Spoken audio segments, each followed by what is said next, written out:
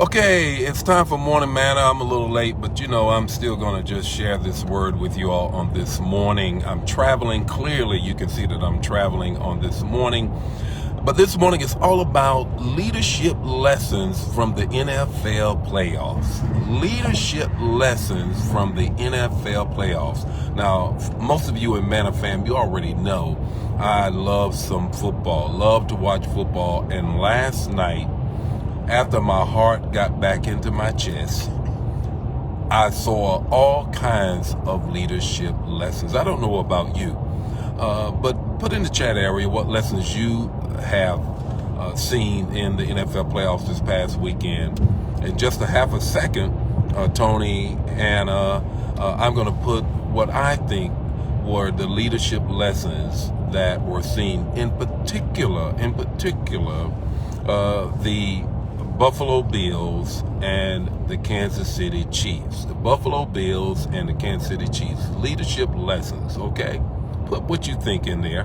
I know being in the Midwest, some of y'all just happy as you can be because Kansas City pulled it out. Well, let's talk a little bit about that. I want to tell you the first leadership lesson that I saw with respect to how Buffalo lost, Kansas City did not win. Now, I'm sorry, but I want you to understand that Buffalo lost, Kansas City did not win. The first thing I saw is don't celebrate before the game is over. Now, I know there's a popular song out there, shout now. You can shout right now before the battle is over, shout now. But in life, and when you're leading, you need to make sure that you secure the victory. If you looked at the sidelines, they were going crazy. They were going absolutely off their bunkers when they scored that touchdown with 13 seconds left. Because they were absolutely did not see that there was still game left to play.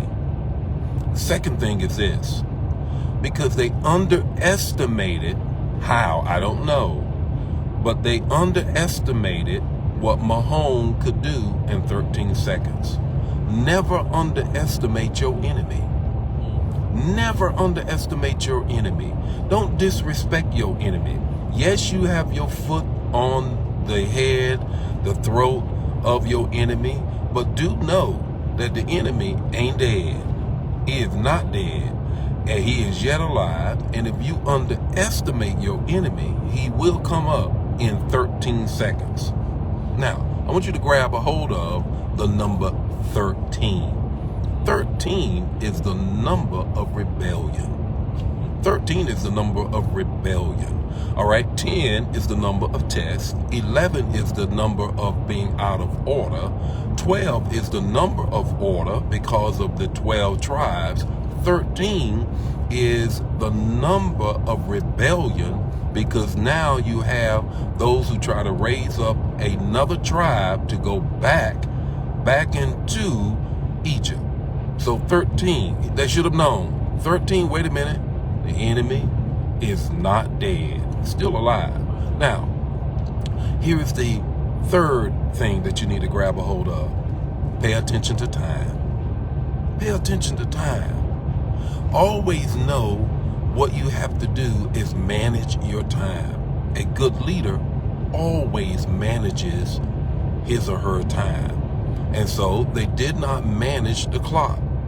They gave away their timeouts when they should have kept the timeout to ice the kicker, who had already shown that he was a little shaky during the game, but they were not able to get a timeout to ice the kicker. They did not manage the clock because they should have squibbled the kick down the field to eat up time. But no, that's not what they did. I'm talking about Buffalo, they kicked the ball to the point that they didn't take any time off the clock. So please know that as leadership lessons from the NFL playoffs, there's always a takeaway. What's your takeaway this morning? You need to know that when you go into the game, you got to go in to win. Got to go in to win and play from start to finish, because the game ain't over until the fat lady singing. It ain't over until it's over. Well, the Lord be with you today. May His face shine upon you, give you peace.